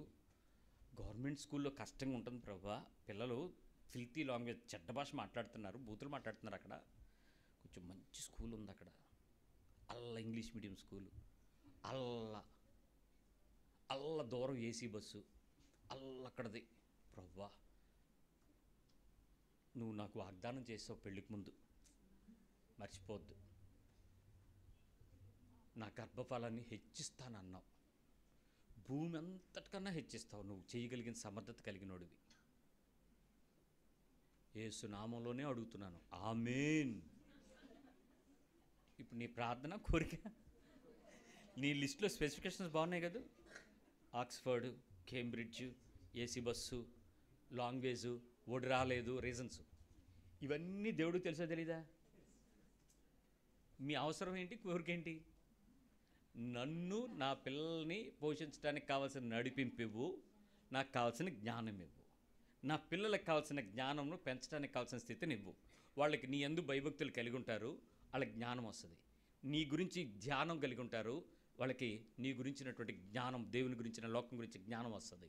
ఈరోజు వాళ్ళకి ఆ సీటో, లేకపోతే దానికి కావాల్సిన ఫీజో, లేకపోతే దానికన్నా అవసరతో, ఇవన్నీ నాకు సంబంధించిన విషయాలు కావు. ఎందుకంటే నా సామర్థ్యత లేదు. నాకు లేని దాన్ని నీ దగ్గరికి వచ్చి నేను అడగలేను. నేను ఫీజు కట్టలేనప్పుడు నేను దాని గురించి నేను కోరుకోవాల్సిన అవసరం ఏంటి? మనం మా చర్చిలో ఒక పాప ఫోన్ చేసింది, అన్నయ్య చాలా అర్జెంట్ అని అంది. ప్రేయర్ అవుతుంటే కొంతమందికి జ్ఞానం అధికంగా ఉంటుంది. కరెక్ట్గా మీటింగ్లు అయ్యేటప్పుడు, ప్రేయర్ అయ్యేటప్పుడు, ఆ లైవ్ అయ్యేటప్పుడు, ఇక్కడ సున్నాలు చుట్టూ ఉంటాయి. ఆ టైంలో మనం మీటింగ్లు ఎక్కడ ఉంటామని తెలుసు. ఆ టైంలోనే ఫోన్లు కొడుతుంటారు. వాళ్ళ అవసరం తప్పేమనలేం మనం. ఎందుకంటే రీచ్లో ఉండే దేవుడు కాదు, పాస్టరే కదా, నెట్వర్క్ ఫ్రీయే కదా, జియో. తప్పేమని కొట్టేయడమే. కొట్టేసి ఏంటి 3 సార్లు కొట్టేస్తుంది ఈ పిల్ల అని చెప్పి, ఏమ్మా ఏంటి సంగతి అని అడిగితే, అన్నయ్య ఒక ఫోన్ వచ్చింది. ఏ టెన్షన్ పడకు, కూర్చో, దొరికాను కదా, దొరకకపోతే ఇంకా టెన్షను, దొరికాను కదా, ఏంటో చెప్పు అని అడిగితే, ఏరోప్లేన్లో ఉద్యోగం ఉందంట, దానికోసం చదువుకోవటానికంట 1,50,000 ఫీజేనంట, వెళ్తే ఉద్యోగం వచ్చేస్తుందంట, మరి ఎలాగైనా రమ్మని వాళ్ళు అడిగారు, ఇంటర్వ్యూ ద్వారకా నగర్లో ఉందంట, మరి ఎలాగైనా అని అడుగుతున్నారు అన్నయ్య, మరి మీరు ప్రార్థన చేయండి అన్నయ్య. డిసైడ్ అయిపోయావా నన్ను అంటే వాళ్ళు చాలా చక్కగా చెప్పారు అన్నయ్య అని. ఎయిర్ హోస్టెస్ లేకపోతే గ్రౌండ్ స్టాఫ్ అని చెప్పి ఫోన్లు చేస్తారు ఇంటర్మీడియట్ పాస్ అయిన పిల్లలందరికీ. వాళ్ళు ఫోన్ చేసి ఏం చెప్తారంటే, ఇలా ఎక్కితే వాళ్ళ దిగిపోతారు ఢిల్లీలో అని చెప్తారు. విమానం అంటే ఏమీ కాదని చెప్పి, మధ్యతరగతి కుటుంబం విమానం ఎక్కడం అనేది ఒక కళ, విమానంలో పనిచేసే ఉద్యోగం తెచ్చుకోవటం అనేది ఒక వింత. అసలు విమానం కూడా ఎరగని ఏరియాలో ఉన్నాం మేము, అడవిలో, మా ఏజెన్సీ ప్రాంతాల్లో.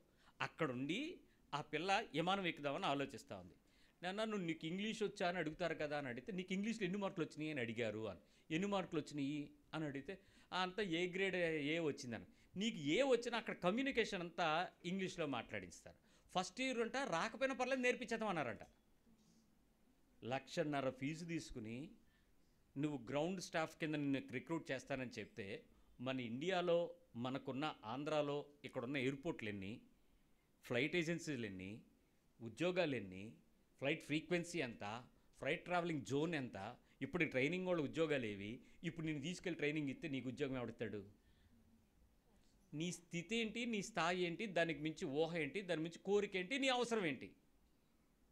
దీనిలో లిస్ట్ చాలా ఉంది చూడండి. నువ్వు ఆశపడడం తప్పని నేను అన్నావు. ఎందుకంటే అబ్దుల్ కలాం చెప్పారు, కనండి, కలలో కనండి, ఆశ కనండి. దేవుడు చెప్పలే. దేవుడు చెప్తే నేను అడుగుతా, ఆశ కలిగిన ప్రాణాన్ని తృప్తిపరుస్తానంటే ఆ ఆశ పెట్టేవాడు దేవుడు అవుతాడు, అంతేగాని నువ్వు కోరుకున్నది ఆశ అవ్వదు. దేవుడిని కలుసుకోవాలి. అబ్రహాము మాట్లాడాడని నాకు తెలిసింది, దేవుడు ఇక్కడ తయారు చేశాడని నాకు తెలిసింది. ఎక్కడ దేవుడు వెతుకుతున్నాడు? మిద్యాను దేశంలో కొండలెక్కి మోషే, అక్కడ కనబడ్డాడు దేవుడు అతనికి. మోషే వదల్లో నుంచి మాట్లాడుతూ, ఇదిగో నువ్వు వెతుకుతున్నావు కదా, రా నేను నీతో మాట్లాడతాను, నీకు ఉద్యోగం ఇస్తాను, నీకు పని చేపిస్తాను రా అని. అబ్రహాం వెతుకుతున్నాడు, ఇక్కడ మాట్లాడాడు. మా పితరులు ఈ భూమి మీద తిరిగాడారు, ఏంటి నువ్వు ఎప్పుడు కలుసుకోవట్లేదు మాతో, ఏంటి నా పరిస్థితి ఏంటి, దేశ సంచారం చేస్తున్నాను, నా బతుకేంటి, నా పరిస్థితి ఏంటి? అప్పుడు కలుసుకున్నాడు ఆ ప్రదేశంలో. అబ్రహమా, నేను నువ్వు ఎదురు చూస్తున్న దేవుడు నేనేనని. ఆ ఆశ దేవునితో సంబంధం కలిగిన వాళ్ళు ఏది కోరుకోలా, వాళ్ళు దేవుని కోరుకున్నారు. ఆ విషయం మనకు అర్థం కావడానికి బైబిల్ జీవితకాలం చదువుతున్న అర్థమై సావట్లా. యేసుప్రభు వచ్చేసేటోడికి యేసుప్రభు దగ్గర ఏదో ఉన్నాయని ఏసునామలో అని పడిపోతున్నావు కింద మీద. ఆయనతో సంబంధం తెచ్చుకో, ప్రార్థనకు సమాధానం దొరుకుద్ది. ఆ పిల్ల చెప్పాను, నువ్వు ఆలోచిస్తున్నది నేను అన్యాయమని నేను అన్నావు, కానీ నీ జీవితం పట్ల దేవుని ఆశ ఏంటో నువ్వు చూసావా? అది అడగకుండా నువ్వేదో కోరికలు ఇచ్చి తీసుకొచ్చేసి ఇవన్నీ నాకు తీర్చే అంటే దేవుడు తెచ్చాలా? అవసరం, అగత్యం ఆయనకు ఉందా? ఆలోచించండి. దేవా, వేసవికాలం చాలా ఇబ్బంది పడుతున్నాం నాయన, కరెంట్ ఇవ్వు ప్రభువా. ఇది మా పల్లెటూరులో రాత్రి ప్రార్థన. నేను రాత్రి మాకు 1 గంట వరకు కరెంట్ లేదు, 7:30 నుంచి 11:30 1 గంట వరకు కరెంట్ లేదు. అలా కూర్చుని ఇస్తాను గారు తిప్పుతున్నాం. అప్పుడు మేము ఏం అడుగుతున్నాం? ఏసీ ఇయ్యనా? ఏం అడగాలి? నీకేది అవసరం, ప్రైమరీ ఏది అవసరం. ఆ తర్వాత ఏసీ పని చేయకపోతే ప్రార్థన ఏమవుద్ది? ఇప్పుడు అవసరం కాస్త అక్కడికి వెళ్ళింది ఇప్పుడు కోరిక. ఇప్పుడు నెక్స్ట్ 1.5 టన్నా, 2 టన్నా, 1 టన్నా, డబ్బులు ఎంత? ఏం అక్కర్లే, బజాజ్ కార్డు అని ఒకటి ఉంటుంది, అది గీకితే చాలు వచ్చేది. అసలు నీకు వర్తియా కాదా, అది నీకు అవసరమా కాదా, నీ శక్తి ఏంటి, నీ స్తోమత ఏంటి, నీ స్థాయి ఏంటి, నీ స్థితి ఏంటి? అదేంటండి అందరికీ ఉంది మనకు లేకపోతే ఎలా అంటుంది మా ఆవిడ. మీ ఆవిడని ప్రభు దీవించును గాక. ఆవిడ కరెంటు తగ్గిస్తే చల్లగా ఉంటుంది, ఇంకేంటి ఏసీతో పని. మీ ఆవిడికి ప్రెస్టీజ్, మనం కూడా కొనకపోతే ఎలాగా? ప్రభు పాస్టర్ గారు ఏసీ కొన్నాం ప్రార్థన చేయండి. స్టెబిలైజర్ కాలిపోకుండా చూడండి ఆయన. ఎందుకు? వీడు 24 గంటలు వేసేస్తారు, ఎర్రి కొత్త పిచ్చాడు కదా, అది తగలడిపోక ఏమవుతుంది?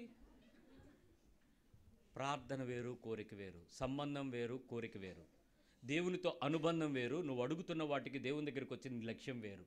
దేవునితో సరైన సంబంధం లేకుండా మీరు చేసే ప్రార్థనలన్నీ వట్టి ప్రార్థనలు, వ్యధా ప్రార్థనలే, అన్నీ వృధాలే. ఇంకా మాట చెప్తాను, ప్రభువా నా ఫోన్ పనిచేయట్లేదు, నాకు సహాయం చేయండి ప్రభువా. Lord my phone handset is not working lord. ప్రభువా ఓటీటీ ఫ్రీ ప్యాకేజ్ వచ్చే సిమ్ కార్డ్ వేసే జియో ఫోన్ ఇవ్వరు ఆయన. ఓటీటీ ఫ్రీ సబ్స్క్రిప్షన్ రావాలి దానిలో. మా వాడు చెప్తూ ఉంటాడు, ఇది ఒకటే ఎందుకు వేసుకున్నారు, దీంతో మొత్తం 4 జియోతో పాటు Hotstar free, Jio cinema free, ఆ ఫ్రీ ఈ ఫ్రీ. ఆ ఫ్రీ అంతా చూడటానికి టైం ఉండద్దు. ఆ ఫోన్ పట్టుకుని ఆడేది ఏముంది? మీరు నేను 2 రోజుల్లో చూస్తాను, యాపిల్ ఫోన్ ఉంది, శాంసంగ్ ఫోన్ ఉంది, మెసేజ్లు చూస్తాను, వాట్సాప్ చూస్తాను, ఫేస్బుక్ చూస్తాను, నా మెయిల్స్ చూస్తాను. అంతకు మించి ఫోన్ ఇంక ఏం వాడాలో తెలియట్లేదర్రా, ఫోటోలు తీయడం తప్ప. మీరేం వాడతారు యాపిల్లో? ఏమంటే యాపిల్ ఫోన్ యూజర్స్ అంతకన్నా ఏం వాడతారు? ఇంకేమన్నా కొత్త దూరత దానిలో ఏమున్నా నీకు ఇవే మేజర్గా వాడే వర్షాలు. ఇంతకన్నా యూటిలిటీ పెద్ద ఎక్కువే ఉండదు. వాటికి ఆను ఆఫ్ కాలు ఇవే కదా చేస్తాయి. నేను ఆలోచిస్తాను, ఇది ఎప్పుడు చూసినా బ్యాగ్లో పడేసి ఉంచుతాను, అది పట్టుకున్నోడల్లా జోబులోను చేతులను పట్టు తిరుగుతున్నారు ఏంటి ప్రభువా. అదే కోరిక, అదే ఉల్లాసపు మనస్సు, ప్రభుపక్ష కృతజ్ఞత లేనితనం. నా అవసరత తీర్చడానికి, నా కోరిక లిస్టు పట్టుకెళ్ళటానికి నాకు దేవునితో ఉండే సంబంధం ఏంటి? నువ్వు డబ్బులు పెడితే వచ్చేస్తుందండి. నువ్వు ఫైనాన్స్ పెట్టి తీసేసుకుంటే యాపిల్ ఫోన్ కొనేయచ్చు, దానికి దేవుడేం అక్కర్లే. దానికి మీ అమ్మని సస్తాను అని బెదిరించావు అనుకో, రేపు తెచ్చేద్ది డోక్రా లోన్ పెట్టి. ఏముండదు, వచ్చేస్తుంది. డోక్రా లోన్ కూడా బాగా ఇస్తారు ఈ మధ్య. నీకు వచ్చేది ఏమవుతుంది? దేవుడిచ్చాడను ఎందుకు అబద్ధం? ప్రార్థన అంటే ఎందుకు అబద్ధం? నా బాధ అది. నువ్వు చేస్తున్న విషయాలలో దేవుడు నిన్ను చూడకుండానే నీకు ఇచ్చాడా? చూసే ఇచ్చాడు. కానీ దానివల్ల నువ్వు దేవునికి ఏ రకమైన అథెంటికేషన్, ఆ కృతజ్ఞత కలిగి ఉన్నావు? ఆ సంబంధం ఎక్కడ పెరిగింది చూసుకోండి. భూ సంబంధమైన ఎన్ని పొందుకున్న మనము దేవునితో సంబంధం సరిగా లేదు. ఎందుకు లేదని చెప్పనా? ఇవేవీ లేనప్పుడు, ఈ అనుభవిస్తున్న స్థితిగతులు ఏవి మనకు లేనప్పుడు మనం దేవునితో ఎంత దగ్గర సంబంధం కలిగి ఉన్నామో చూసుకోండి. మీకుంది ఆ రోజు ఆకలి, ఆ రోజు కానీ దేవునితో సంబంధం స్థిరంగా ఉంది. ప్రయాణానికి సాధనాలు లేవు, ప్రభుని గట్టిగా పట్టుకుని నువ్వు అడిగిన చోట బస్సు ఆపాడు దేవుడు. ఆ రోజు శ్రమ, డబ్బులు లేవు, కానీ ఆ రోజు సాయంత్రం పెట్టాడు కూరగాయలు, ములక్కాళ్ళు తీసుకొచ్చి నీ ఇంట్లో పెట్టాడు ఎవడో. అద్భుతాలు చూసేవారా, ఆశ్చర్యాలు జరిగాయ్యా. ఏది రోజు నీ జీవితంలో సంబంధం లేదు, ప్రార్థన లేదు, ప్రార్థన చేయడానికి ఆశ లేదు, కోరికలు తయారైపోయినాయి, చేసేవన్నీ ప్రార్థనలే, దినమంతా దేవుడే, అంతా మోసం బతికే కాదా? చెక్ చేస్తున్నావు, ఏం చేస్తున్నావో? ప్రభువా నాకు మంచి సంపాదించుకునేటువంటి ఉద్యోగం ఇవ్వండి ప్రభువా. ఉద్యోగం వచ్చేంత వరకు ఇదే ప్రార్థన. ఉద్యోగం వచ్చిన వాళ్ళని పిలిచి అడగండి, ప్రమోషన్ రావట్లేదండి, ట్రాన్స్ఫర్ కొడిచారండి, ఆ అడవిలో పడిచారండి, ఇంక్రిమెంట్ ఇవ్వట్లేదండి, నాకు అప్రైజల్ రాలేదండి, అసలు కంపెనీ మారిపోతాం అనుకుంటున్నాను బ్రదర్, ప్రార్థన చేయండి. నాకేంటి పని? నువ్వు మారిపోతే పో, నాకేం చెప్పావు అంటే ప్రధానికి తేరగా ఈ పాస్టర్ కూడా ఉన్నాడు మధ్యలో, అడవి పడేయడం, నువ్వు వెళ్ళిపోయి ఉద్యోగంలో నాన్న తిప్పలు పడి ఆ కిందన పైన పంచడం. నీ అవసరం ఏంటి? నీ సంబంధం ఏంటి? నా అవసరం తీర్చే దేవుడికి నా సంబంధం ఎలా ఉంది? నా సంబంధాన్ని నేను పెంచుకుంటే నువ్వు అడుక్కోక్కర్లే, నీ చేతికి వచ్చి పడతాయి, నీ నోటికి వచ్చి పడతాయి, నీ కాళ్ళ ముందుకు వచ్చి పడతాయి. నువ్వు కళ్ళు మూసుకుంటే తెల్లారి నీ గుమ్మ ముందు ఉంటాయి. సంబంధాన్ని పెంచుకొని నువ్వు ప్రార్థనా సంబంధానికి వేషధారణతో మోసం చేసుకునే భక్తిని చేయటానికి ప్రయత్నం చేయొద్దు. చాలా సందర్భాల్లో దేవుని దగ్గర ఒక చిన్న మాట చెప్పాలి. యేసయ్య నాకు సహాయం చేయండి అని అడగడం ఎప్పుడూ తప్పు కాదు, ఎప్పుడూ తప్పు కాదు. You can ask for the help, unique help, సహాయం చేయి ప్రభు అని. వాళ్ళందరూ నాకు సహాయం చేయండి ప్రభు అని అడిగితే వాళ్ళందరి చేత నీకెందుకు సహాయం పంపాలి దేవుడు? దేవదూతలను పంపుతాననుకుంటాడు ఆయన, శత్రువు దగ్గర పంపాలనుకుంటాడు. నువ్వేమో స్పెసిఫిక్గా నాకు ఏం వద్దు, వాళ్ళందరూ నాకు సాయం చేసేలా చెయ్యి ప్రభు, వాళ్ళ మనసులు తిప్పే ప్రభు. దేవుడికి కష్టమైనవేంటో ఇష్టమైనవేంటో నువ్వు చెప్పక్కర్లే, డెసిషన్ ఇవ్వక్కర్లే. You can stand on God. ఇవన్నీ నేను ఎందుకు చెప్తున్నాను తెలుసా? సమస్య వచ్చినప్పుడు నీకున్న సంబంధం బయటపడద్ది. ఆ ప్రాబ్లం నీ ఇంట్లో భార్య, భర్త, పిల్లలు, పక్కింటోళ్ళు, డబ్బులు, నొప్పులు, జబ్బులు, చావు, పరిస్థితులు, దిక్కుమాలిన స్థితి, అవమానం, ఇవన్నీ వచ్చినప్పుడు ఆ రిలేషన్షిప్ బిట్వీన్ గాడ్ దగ్గర నీ రిక్వైర్డ్ ప్రేయరు ఆత్మ ద్వారా జరిగేటప్పుడు నువ్వు చేసే ప్రార్థన వ్యాలిడ్గా మారింది. స్పిరిట్ సప్లికేషను, నీ నోట్లో నుంచి వచ్చేటువంటి అప్లికేషను కరెక్ట్ అవ్వాలి. అది దేవుని దగ్గర నుంచి, పరలోకం నుంచి సమాధానం తేగలిగిన ప్రార్థన. ఆత్మ ఏమో వేరే ప్రార్థన చేస్తుంది, నీ నోరేమో ఇంకోటి అడుగుతుంది. ఎలాగవుతుంది? దేవుని దగ్గర నుంచి ఎలా దొరుకుతుంది నీకు? నీ ప్రాబ్లం వచ్చింది, నువ్వు ఫోన్ను కదా పట్టుకోవాల్సింది, సంబంధం, రిలేషన్షిప్ పట్టుకో. యు ఆర్ మై ఫాదర్, నువ్వు నా తండ్రివి, నేను నీ కొడుకుని, నేను నీ సంబంధిని, నీకు నాకు మధ్యలో ప్రవ్వా ఇదిగో ఇది అడ్డొచ్చింది, ఈ సమస్య వచ్చింది, ఇప్పుడు నన్ను డీల్ చేయి. అంతేగాని వాళ్ళందరినీ సెట్ చేయమంటావేంటి? ప్రాబ్లంలో 100 మంది ఉంటారు, వాళ్ళు ఎవరితో నీకు అనవసరం. నన్ను సెట్ చేయి, యు ట్రీట్ మీ, నన్ను నువ్వు బెండ్ చేయి, నన్ను కోల్పోవడానికి రెడీ చేయి, నన్ను ఎలా పర్ఫెక్ట్ చేస్తే నీకు ఇష్టమో దాన్ని సరిచేయి ప్రవ్వా. అది కదా నీకు దేవునికి సంబంధం. నీకు నాకు అడ్డుగా ఉన్నది ఏదైతే ఉందో దాన్ని తీసేయి ప్రవ్వా. నన్ను క్లెన్స్ చేయి, నన్ను శుభ్రపరచు, నన్ను కడుగు, హిస్సోపుతో నన్ను కడుగు, నీ రక్తంతో నన్ను కడుగు, నీ వస్త్రంతో నన్ను కడుగు, నన్ను శుద్ధి చేయి. ఇది కదా హృదయంతో దేవునితో సంబంధం పెంచుకోవాలి. ఇక్కడ సంబంధం వదిలేసి ప్రార్థన అనే పదాలలో కోరికల లిస్టు పట్టుకుని అనేకమైన విషయాలలో చాలా చెత్త మనిషి ఆత్మీయ జీవితం గడుపుతున్నాడు. ఇవేవి నీవు చేస్తున్న ప్రార్థనలన్నీ దేవుని దగ్గర వ్యాలిడ్ కాకపోయినా కోరికలన్నింటినీ స్టిల్ నిన్ను పోషించడం మానేశాడా? అన్నీ వస్తున్నాయా? అన్నీ ఇస్తున్నాడా? నేనేమనుకున్నాను తెలుసా? నీతిమంతుల మీదను మంచివారికను ఆయన ఇస్తున్నాడు అనుకుంటున్నాను. అంటే ఇప్పుడు నువ్వు మంచోడువా నీతివంతుడివా? కాకపోయినా మనకి ఇవ్వడానికి కారణం యేసు ప్రభువే. ఎందుకో తెలుసా? నువ్వు ఏడిసే ఏడుపు కన్నా ఆయన తండ్రి కుడి పార్శ్వమున మన గురించి చేస్తున్న విజ్ఞాపన గొప్పదర్రా. సో ఇప్పుడు ఆయనకి నచ్చినట్టుగా నువ్వు ప్రార్థన చేస్తే ఏమవుతావు? Beautiful answers. నీ లైఫ్ దేవునికి ఇష్టంగా మారిపోద్ది. అప్పుడు నీ కోరికలు రావు, ఇష్టాలు రావు, అవసరతలు మాత్రం వెళతాయి. ఆ అవసరతలు ప్రార్థన చేయడం కన్నా ప్రతి అవసరత దేవునితో ముడివేసుకునే సంబంధానికే మార్చుకుంటాం. అప్పుడు చెప్తాడు పౌలు, నేను క్రీస్తుకి ఖైదీని అని. అలా చెప్పగలిగే స్థితికి వస్తాడు క్రైస్తవుడు. ఈరోజు నీ మనసులో అలాంటి ప్రార్థనా సంబంధిగా దేవుడు నా అవసరతలు తీర్చగలడు అని చెప్పగలిగే కాన్ఫిడెంట్ క్రిస్టియన్ నువ్వు ఎప్పుడైనా చూసావా? ఈ కాన్ఫిడెంట్ అండి, ఈ క్రిస్టియన్ పర్ఫెక్ట్ అండి, మా ఇంట్లో మా వదినండి, మా అక్క అండి, మా అన్నయ్య అండి, మా తాతయ్య అండి, మా బావండి, మా తమ్ముడండి, మా కొడుకండి, వాడు ఎప్పుడు అడిగినా దేవునితో సంబంధం గురించి బతుకుతాడు. కోరికలు వాడి దగ్గర ఉండవు. వాడు లిస్టులు పట్టురాడు, వాడు ఏ విషయాలు అడగడు. వాడు ఎంతో హానెస్ట్గా దేవునితో గడుపుకుని వాక్యం పట్టుకుని చెక్ చేసుకుంటాడు. ఇదిగో వాక్యం ఇలా చెప్పారు మా అయ్యగారు, బైబిల్ ఇలా చెప్పింది, దీని ప్రకారం నేను ఎలా ఉంటాను. ఈ స్థితికి బతుకుతాడు. ఒక్కరున్నారా నీ కుటుంబంలో? విన్నావుగా, నువ్వు ఉండు, నువ్వు రా. ఇక కోరికలు పట్టుకుని లిస్టులు పట్టుకుని అరుచులు కేకలు వేసి ప్రార్థనలని ఏసునామాలని ఏడిసి సీది ఈ ఇబ్బంది పడకు. హృదయపూర్వకంగా ఆయనతో సంబంధాన్ని తెచ్చుకునే మాట, నీ ఆత్మలో నుంచి వచ్చే మాట, నీ నోట్లోంచి వచ్చే మాట ఒకటిగా మార్చి దేవుని సన్నిధిని ఆయన దగ్గరికి వెళ్ళి నుంచోగలిగే స్థితిని, ధైర్యంగా ఆయన దగ్గరికి రాగలిగే కృపను పొందుకోవడానికి ప్రయత్నించేయి. ప్రార్థన చేద్దాం.